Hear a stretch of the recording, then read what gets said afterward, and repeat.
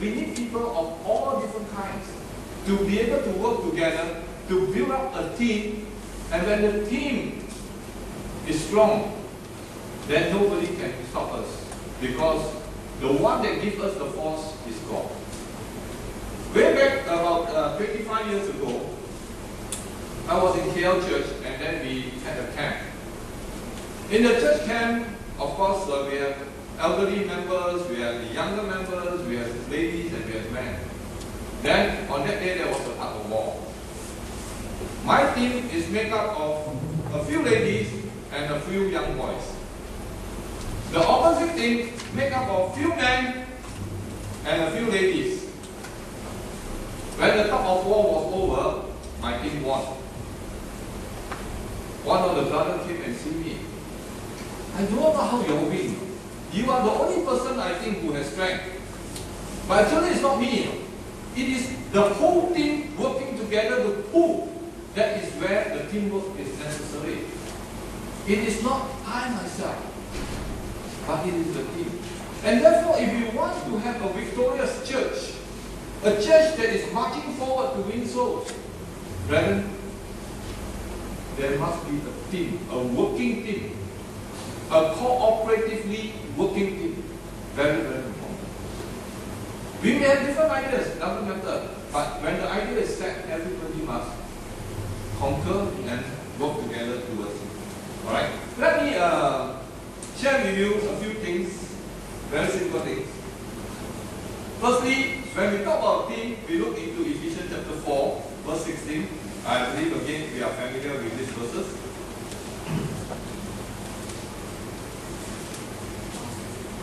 Ephesians 4:16. Brother Albert, you don't mind reading from me. I want to save my voice a little bit. Because after the church service, maybe there's another class. We cannot see properly. Oh, okay. From him, the whole body, joined and held together by every supporting ligaments, grows and builds itself up in love as each part does its work. Okay. So we find that the Bible tells us about the whole body being fitly joined together, right? So it's very important for us to realize, okay, that when we look at our body, the whole body must be able to move, isn't it? If a person has frozen shoulder, you move, it's painful. Or if your shoulder has been dislocated, you cannot move. So when we look at the church, it is the same idea. That if every one of us fitly joined together, the ball joint, this I believe is the ball joint, and you can be able to turn. Some people cannot. When they leave up here, it's already painful, but they have to put it down again. So church is like this. The Bible gives us ideas of working together, and that is where our whole body. If you look at 1 Corinthians chapter 12, likewise it is the same. I'm quite sure we are familiar with it. 1 Corinthians chapter 12, verse 15. Okay, we get Brother Wong Kim Tak to read 1 Corinthians 15, verse, chapter 12, verse 15. 15 following.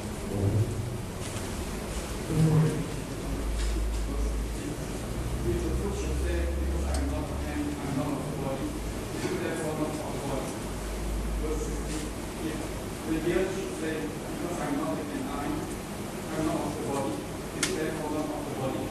Verse 17. If the whole body were an eye, where would be the hearing? If the whole were hearing, where would be the smelling? Verse 18. For numbers 7 and verse each one of them is the body just as it is. Verse 19. And if there was all one member, where would the body be? Verse 20. But now indeed there are many members, yet one body. Okay. We stop in verse 20. So we find that the members that are in our body have to work together. Right? The hearing, the seeing. But then there is a central control. The central control has to be the head, not the heart. The heart control means the church that go haywire. It must be the head, the brain, the thinking cap must be put on, whereby it can be able to structure the church organization in a manner that it goes towards to achieve the vision of this congregation. And every one of us must be willing to work together. Oh, I don't like your idea, and therefore I boycott. Cannot. The leg cannot say to the hand, I don't like, so I don't want to work. Cannot. Welcome in.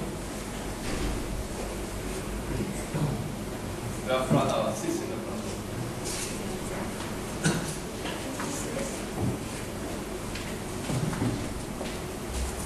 So we see that these things work in an organization also. Whatever organization you may be in, it is the same. Whichever team you play in, it is the same. Way back in the 1970s, Malaysian football team actually is very good. People like Tauke, you know Tauke, who Tauke? Sojina, James Wong, Mokhtar Nahawi and all these people. Because it was a team play. And that's where we can achieve to quite high level. But nowadays, a lot of disparity. People are not agreeing one another in the field. Right? Even though if they can win, they don't want to win. Because of anger. Anger with the coach, anger with the manager, anger with the players. Cannot. Right? We must learn to. So Ipoh as a congregation working together. Then Ipoh as a congregation working with other congregations. This is what I want to look at today. Right? That we have to learn how to progress. Fighting is one thing. We must fight to defend the gospel, the truth. But at the same time, we must learn how to work. Because Satan has got a lot of ideas. And then he tricks you into everywhere, and after that we want to work together. No. Okay, now, there's no job too big. Like preaching and going into all the world. When Christ had the 12 apostles, what was the commandment, the great commandment that he gave to the 12 apostles? Go into all the world. Hey, there's no airplane, no satellite. They must be thinking into all the world. What world? I only know Jerusalem and Judea. Maybe I know something about the Assyria, Babylon. India? I don't know. China? Where is China? Chinese people have never seen before. But the basic idea is there. That with the 12 persons, he told them to go all over the world. Right? Of course, it takes time. So no job is too big because God is behind us to give us the strength. No job is too small. For any church members, as putting a songbook on the chair, as cleaning the church building. When I was doing church work way back in 85, I cleaned the toilet. But I got a good job, no? I got a good job elsewhere. When I do church work, I clean the toilet. It doesn't matter. Some people go, clean the toilet. It's not my job. In the church, everybody works together. Alright? So let's look at it in a positive manner. That if you want to achieve this, then that is the basic idea that we have to look at. Then, coming to what I have in mind to share with you today.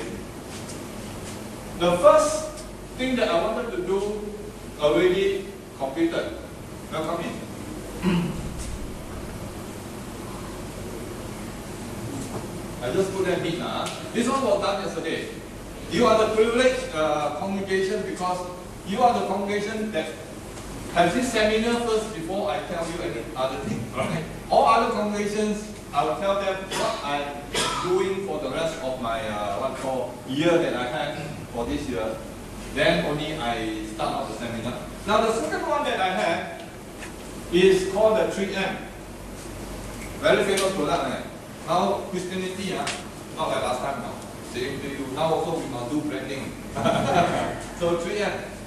3M, I'm quite sure you know those things that they sell. But this 3M is motivate men to move. Many of us, after working, we go back, we sit on the couch, very comfortable, think on the TV, right? That's what we normally do. Or we go back, we rest a while, we don't do other things, some of us may do some reading, chat, waste our time away, whatever it is. But the 3M is to ask you, besides going and coming to church service Sunday and probably a midweek, is to spend one more day. That one day is a regular day. It may be a Monday, maybe a Tuesday, maybe a Thursday, whereby you go out and visit someone. When you set your time and say that this is the day for the Lord, that I'm going to give to God. If there is someone who wants to study the Bible, I am going to study the Bible or her. If there's someone who needs visitation, this will be the day that I will go.